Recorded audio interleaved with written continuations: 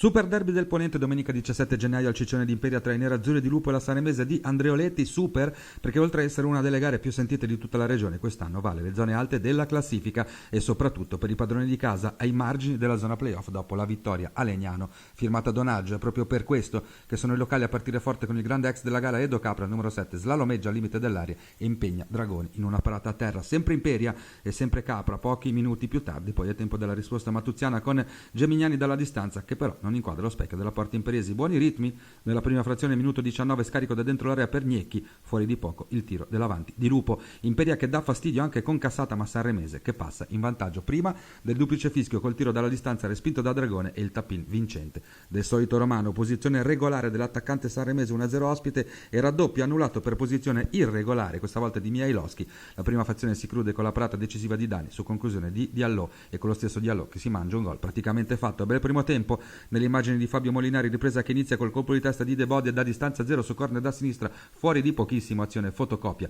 qualche istante dopo le proteste per un presunto tocco di mano, ma è un buon inizio dell'Imperia che infatti al 21esimo pareggia con la firma d'autore di Edo Capra, rasaiata dal limite per il numero 7 1-1 col più classico dei gol degli ex. Il locale provano a vincerla, punizione di Sancinito che lascia di Sasso Dragone ma termina lato e palo clamoroso di Donaggio alla mezz'ora spaccata. La gara si conclude però col triplo tentativo di Loreto Lobosco dalla distanza al 35esimo, 37esimo e 43esimo, con anche una delle conclusioni che sembra accarezzare la traversa. Finisce così con un 1-1 che lascia un po' di amaro in bocca ma forse sostanzialmente accontenta tutti.